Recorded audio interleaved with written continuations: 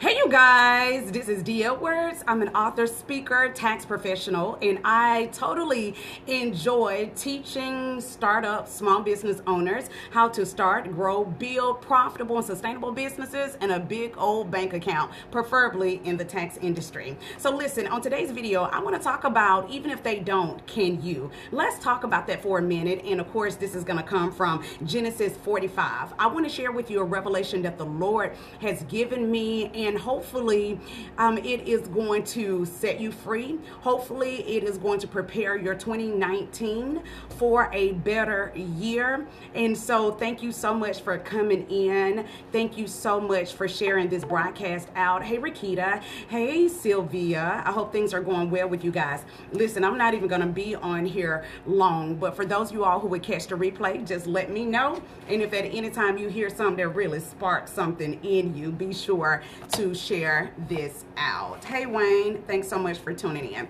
So listen, this came from Genesis 45, and in this particular text it's about a man named Joseph, and many of us, we know who Joseph is. Joseph is the one who was betrayed by his brothers because he had a dream, only because he had a dream, and he shared it with his family members. So they decided to sell him into slavery and to tell their dad that he was dead.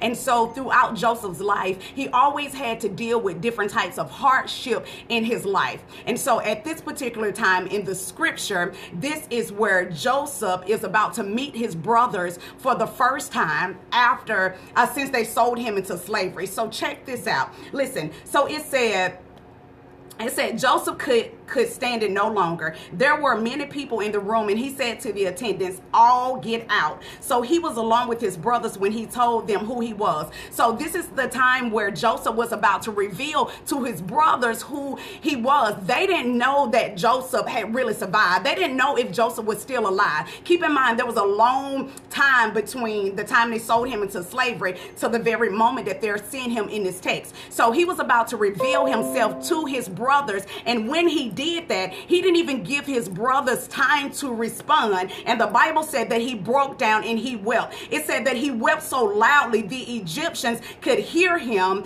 in the other room. They could hear him because he was crying. And I began to ask God, I said, why is this man breaking down and crying when he wasn't, he was the one who did not do anything wrong? So listen, he was the one that was remorseful. He was the one that was crying. He was the one that had a mental breakdown. So in my mind, I can see his brothers just standing before him, and Joseph is breaking down and crying. And I said, God, why is this man crying? And God said that before his brothers could respond, that the Lord had to help Joseph to release all the anguish and bitterness and unforgiveness that he may have been holding on to. And so he wanted to make sure that his response was right. Listen, this is just my interpretation. So I wonder, when you are standing before people who have done you wrong, when you're standing before people who have mistreated you, who have betrayed you, who you hadn't done anything to, and they have hurt you, what will be your first response to them?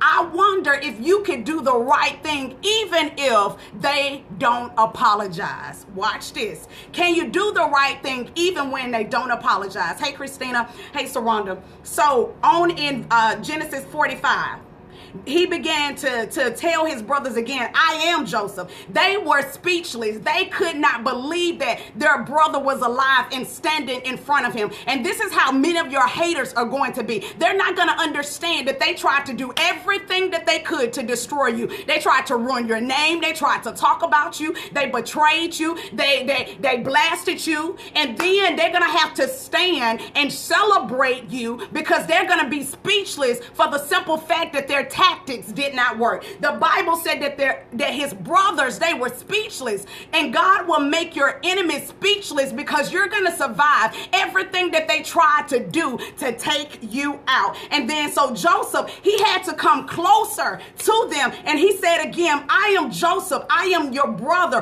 whom you sold into slavery. But don't be upset. Don't be angry. So watch this. Joseph was the one who was pure. Joseph was the one that was righteous. In our minds, Joseph was the one who was considered the victim. But here he is bringing solace and peace to his enemies.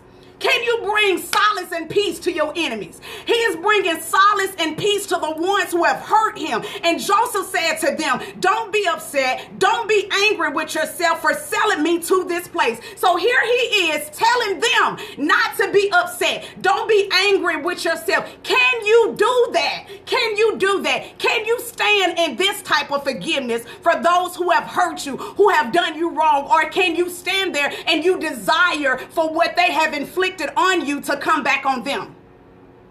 What is your desires? What are your prayers concerning your enemies?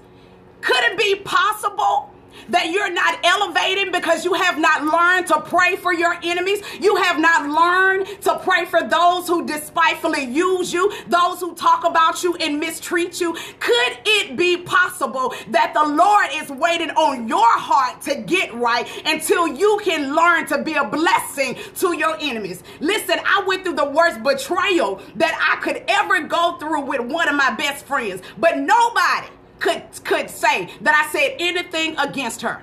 Every time people came to me, all I did was spoke well of her. And I'll still speak well of her because my actions, I'm responsible for my actions. And I don't want anything that's on my life to hinder what God wants to do. So I wonder if things are being held up in your life because you have not learned how to pray for your enemies. You have not learned to ask God to bless your enemies, not out of a malice or out of a deceitful heart, but to genuinely ask God to bless those who mistreat you. Thank you for sharing this out. So watch this.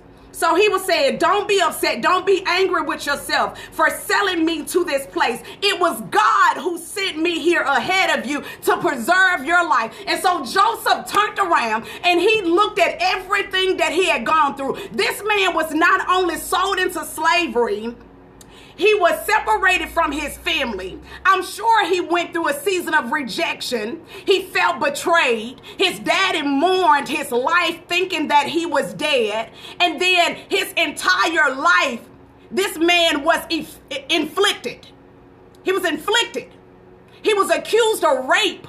He was trying to live righteous and do right.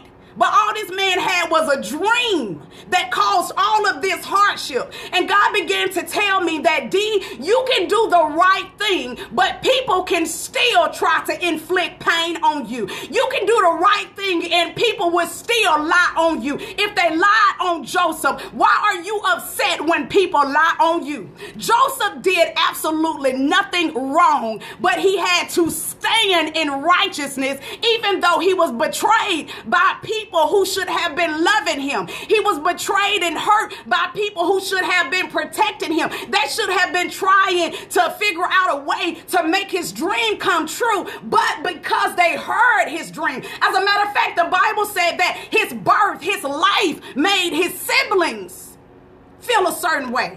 See, they already had felt a certain way before Joseph even shared the dream. So his existence made them feel a certain way.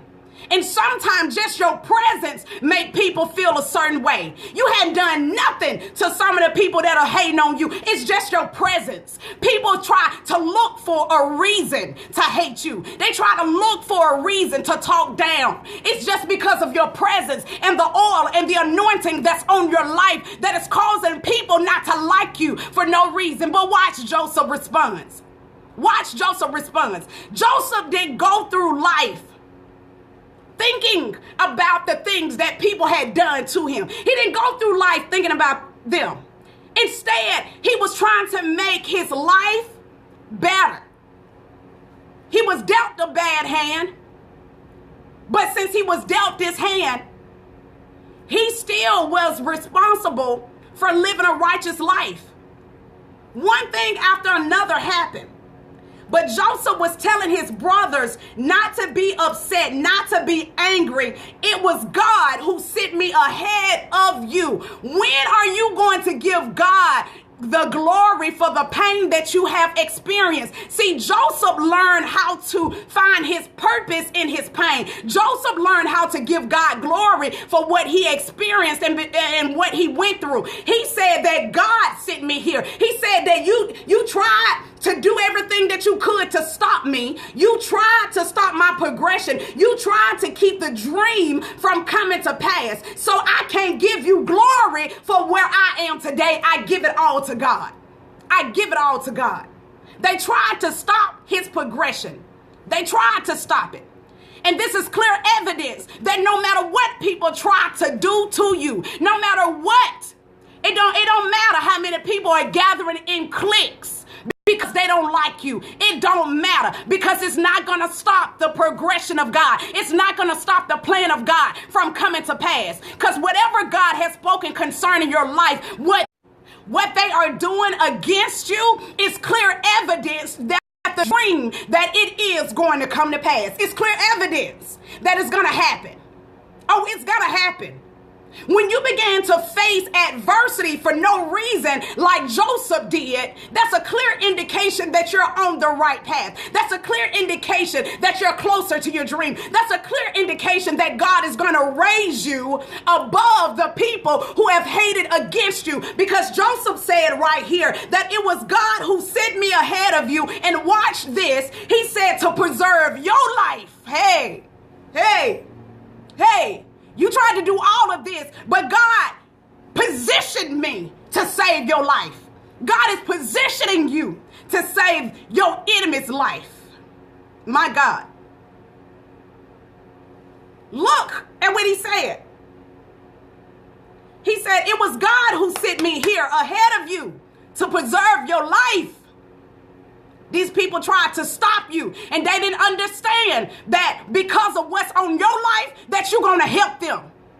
They don't understand because of who God has called you to be, that you're going to open up doors even for your enemies, that you're going to preserve your enemy's life.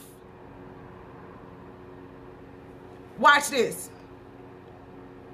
In verse number 7, he said, God has sent me ahead of you to keep you and your families alive and to preserve many survivors. You need to understand that the afflictions are of the righteous. Listen, not for the sinners, not for the atheists, not for those who don't believe, but the afflictions are that of the righteous. But God deliver us from them all.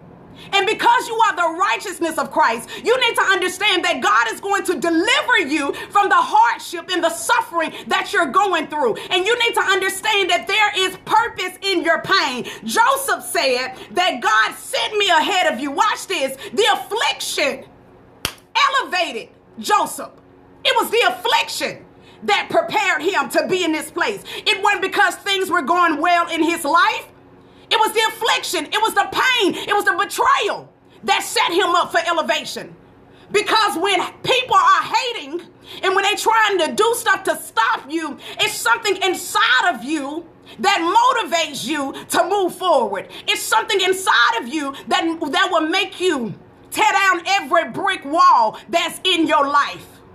It's something about being lied on. It's something about being talked about. It's something about being gossiped about. It's something about it that give you the tenacity and the drive in order to move forward. See, some of you all need to lift up your heads, O ye gates, and be lifted up, because you have been looking at your affliction as suffering, but it's really elevation.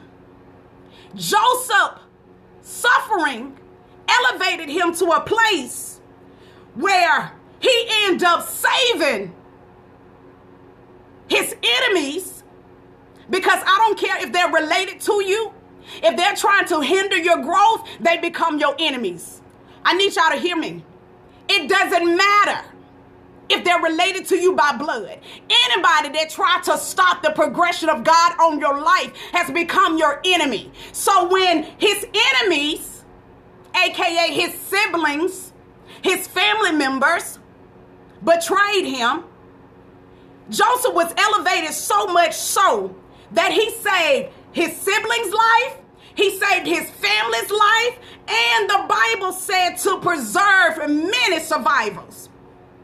And so this is why you need to survive. This is why you need to push forth, because somebody, and it's a group of people, it's a nation, it's a state, it's a region, that is waiting on you. They need you to get in place because your pure existence and who God has called you to be is going to save their life. See, I know you want to quit. I know that you want to throw in the towel. But baby, there are people who are dependent on you to survive in this season. They're dependent on you. They may not say a word to you. They may not even know that it is your presence. They may not even know that it's the anointing that's on your life that is going to preserve them. Just because you exist. Because you exist. Because you're born. You're helping them. So you need to get out of depression. You need to stop worrying about your enemies. You need to stop worrying about those who have betrayed you, and look at it as an opportunity for elevation. If I had never went through the worst storm of my life with people that I loved, if I would have never done that, I would not be in this place that I am today. And this is not even all that God is going to do. I'm just on the brink of it. It was my pain that brought me here to this place. It was my pain that made me realize who I was called to and how effective that I am on the earth. What has your pain revealed to you about what God is going to do in your life? See, Joseph understood that his pain was to preserve his families and those who depended on him, or those who needed him, or those who didn't even recognize that they needed him. Watch this. And he said it again. This man said it 3 times. So it was God who sent me here, not you. He wanted it to be emphasized. This is in verse 8. Thank you for sharing this out. This is in verse 8. He had to emphasize it again. He had to tell them it was God who sent me here. It wasn't you. It wasn't you. See, you have given your enemies faces. You have given your enemy faces. And you're not fighting the right foe. And see, now you're fighting against people, but you need to be fighting against principalities, because you need to understand. You need to understand that we war not against flesh and blood. I know so-and-so hurt you. I know that so-and-so betrayed you, but we war not against people. This is a spiritual battle. And so Joseph had to free his brothers. He had to free them because he said this had nothing to do with you. You were just a vessel that God was using to propel me to my next level. And see, that's how I look at the faces of the people that have betrayed me. That's how I look at the faces of people who have done me wrong. That God was just using them as an instrument, to propel me forward. Because all things are working together for my good. And you got to decree and declare that all things, all the pain, all the hate, all the lies, all the letdowns, all the gossip, that is working together for your good. And God is allowing it to happen for a purpose. So Joseph had to tell them again that it was God who sent me here, not you. And he is the one who has made me an advisor. And so he said that it was God who promoted me in this place. Yeah. Promotion is coming when folks do you wrong. Joseph said that it was God who made me an advisor to Pharaoh, the manager of this entire place. So this man was an advisor. He was a manager. And the Bible said that he was a governor of Egypt. He was a governor of Egypt. Look at the position. 1 minute, they trying to stop his progression. But God wouldn't even allow his enemies to die before they saw with their own eyes the dreams come to pass. See, God is going to allow some of your enemies to stay around, to stay in your life, to stay connected to you, because your enemies need to see that their prayers and their tactics did not work. So stop unfriending people. Let your enemies see what God is doing in your life. Let your enemies stay connected to you, because they need to understand that God is about to switch your position because of what they have done to you. Elevation is coming. Elevation is coming. Watch this. So Joseph said, now hurry back to my father and tell him this is what your son Joseph said. So now that he revealed himself to his brothers, now he said, listen, I got to go back even further. Go get my daddy. Go get my daddy. Because I'm about to bring reconciliation to everybody.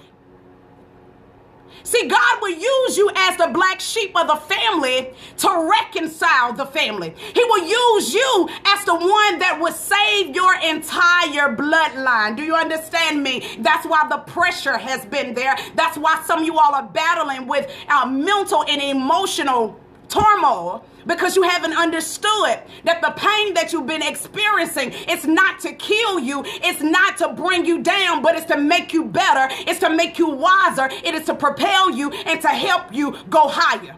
Because you got some folks in your family that you need to reconcile them back to Christ. Watch this. Verse number 13. He said, go tell my father of my honored position in Egypt. He said, listen, I want you to go tell my father I'm alive, I'm well. And as a matter of fact, I have an honored position in Egypt. Describe to him everything that you have seen, then bring my father here quickly. He said, tell daddy, tell him about everything that is going on in my life. See, listen, that's why you don't need to hide the blessings, because the world and even church folks will make you feel as if you're not supposed to have things of substance. See, people get jealous because they don't have it. And so they try to bring shame because they don't have the things that you have. But Joseph said, no. You go tell my daddy that I'm in a position of honor, and tell him about all of the things that I have. See, not only did God give him a new position, he gave him a position with substance. He gave him a position with substance. Watch this. Watch what happened. He said, weeping with joy, he embraced Benjamin, and Benjamin did the same.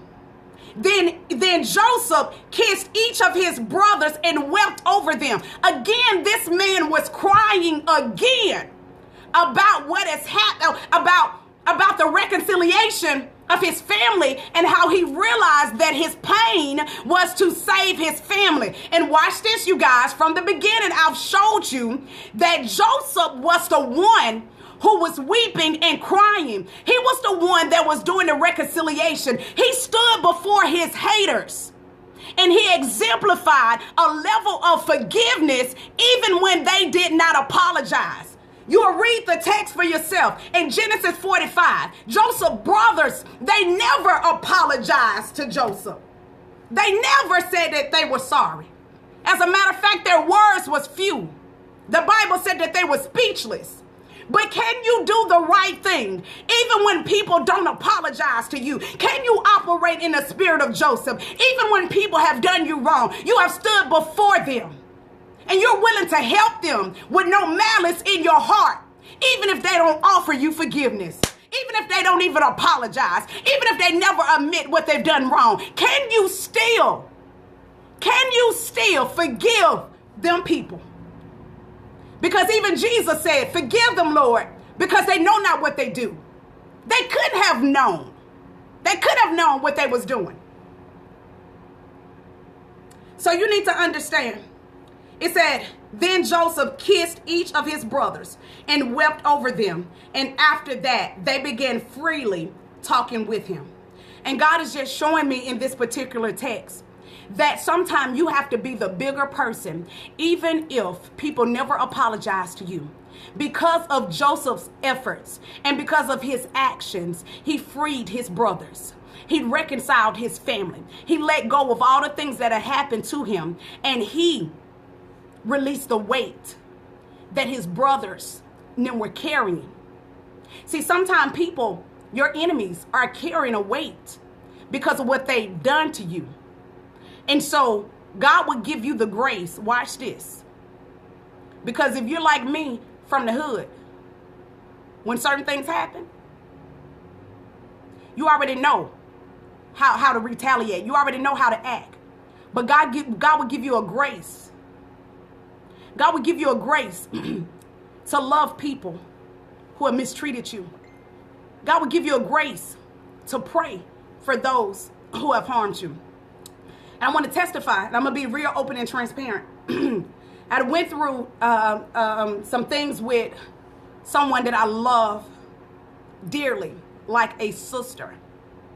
And I began to pray, and I said, Lord, I said, every pain that she has inflicted upon me, my business, and my family, may she suffer with those things twice as hard.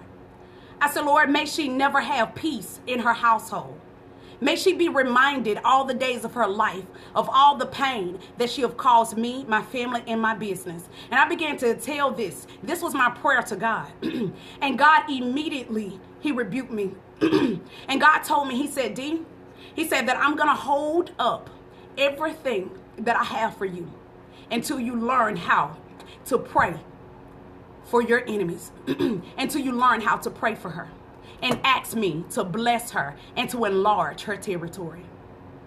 God had to rebuke me because I wanted her to feel the affliction that she placed upon me. I wanted her to feel it. I needed her to understand, because sometimes, people don't understand how their actions have really hurt you.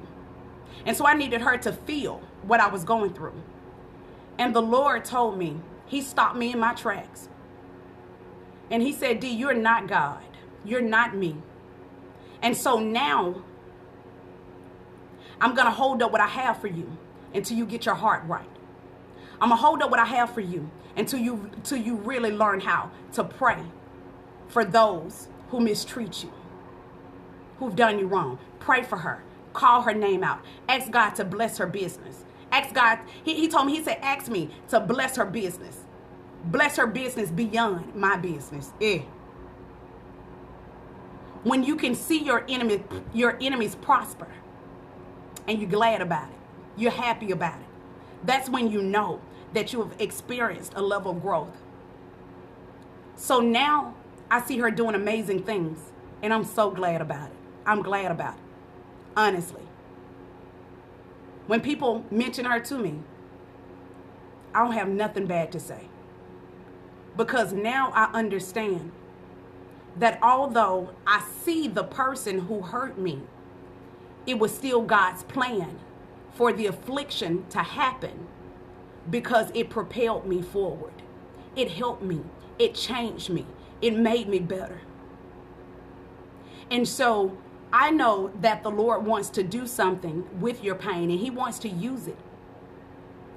But you're going to have to allow God to process you through what you have gone through so that he may receive the glory. Joseph said 3 times, listen, I want you to know, brothers, you didn't do this. This was all God's plan. This was all God. Everything that happened, it was all God. So the enemy will not get the glory for what you're going through. I want to thank you guys so much for, just tuning in. I just believe that in 2018, there's some things that we really have to just let go of in our life. Because if you don't learn to process those things and put them in the hand of God, because I know that they hurt. Oh, I know that they hurt. I understand what it feels like to wake up one morning and you're blasted all over social media and you barely have enough strength to even operate your own business, to face people. I understand what that mean and what that look like. So I understand like what pain look like when it come from people that you love. I understand that.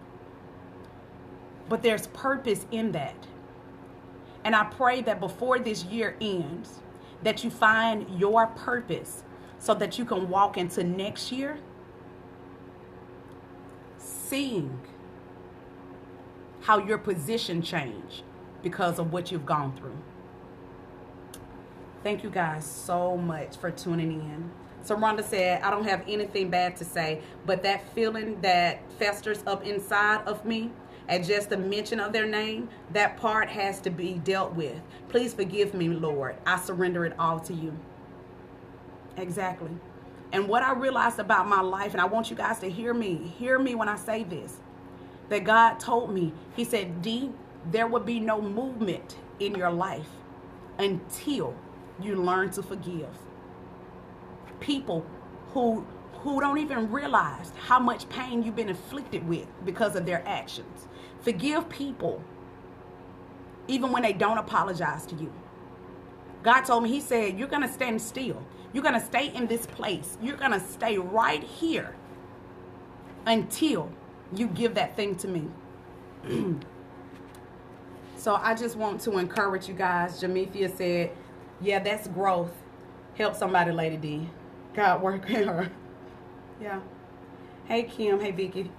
Hey, Joan. Thank you guys so much for tuning in. I love you. I pray that this was a blessing to you. Thank you for sharing this out. I really want you to just take the time to really allow God to minister to you about how to handle what you're going through. If you need to write it out and get it out of your head, what you need to say or what you want to say to people who have hurt you, if you need to write it out, write it out. If you need to cry, if you need to scream, if you need to kick, if you need a punching bag, whatever it is that you need to do, I need you to be like Jacob was. God, I'm not going to let you go until you bless me. God, I'm going to stay right here in your presence until I'm empty of that pain. I'm empty of that hurt. I'm empty of that shame. I'm empty of that guilt. And then watch this. Not only do you pray that God heal you from the pain, also pray that God heal your enemies from the pain that you may have inflicted on them that you don't even know about. Because sometimes people can misinterpret your actions, and they could be walking around in pain and unforgiveness towards you, and you don't even know it. So ask God to help them to heal as well.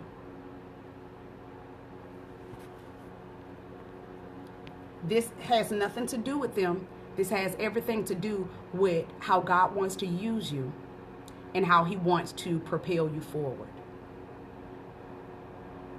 I love you guys. Ooh, I'm just so full. So full. I'm so full. Thank you guys so much for tuning in. Thank you so much for sharing this out. And until we meet again, I'll see you guys at the top. Toodles.